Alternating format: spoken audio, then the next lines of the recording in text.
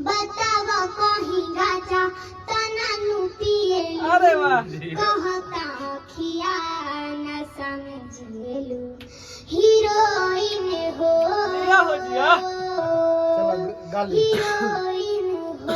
आवड़ी एगो कोनो आवड़ी सुनाओ तो बबी। अब माइक पॉइंटर ना एगो आवड़ी कोनो गा एक और कुछ गाओ जौन बुझाई जौन तारा बुझाए। हाउ एगो पंजाबी टाइप के एगो पंजाबी तार गाना बहुत वायरल है। से प्यारी हां वो आवेला। मैं तन्ने तू प्यारी तू प्यारा मेरा, मैं तेरी गिरी तू छुआरा मेरा।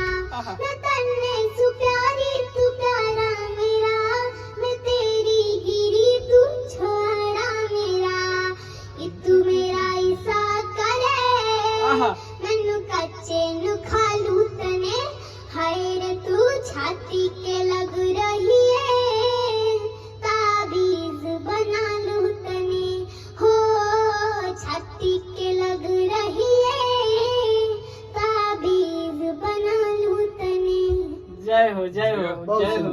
बहुत खूब बहुत खूब। एगो हो गवा तो तनी सा जा बेवफा तू तो शादी करत है याद बा। बस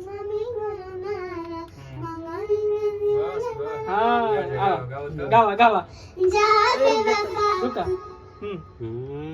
चलो जा बेवफा तू तो शादी करता रो, पगली के जीवन बर्बादी करता रो। जा बेवफा तू तो शादी करता रो, पगली के जीवन बर्बादी करता रो। पानी मजबूर के बानी मजबूर। नवनीत सिंह जी है साथ में, साथ दीजिए साथ दीजिए। कि बानी मजबूर तू बुझेलू ना। पानी मजबूर तू बुझेलू ना। झूठे कहेलू की आजादी करता रा। झूठ के कहेलू आजादी करता रो। अरे वाह। बेवफा तू तो शादी करता रा। पगली के जीवन बर्बादी करता रो। जा बेवफा तू तो शादी करता रो, पगली के जीवन बर्बादी करता रो। जिया हो जिया। सभी देख रहे हैं तपस्या सिंह को और वायरल गर्ल है, बहुत प्यारा गाती है।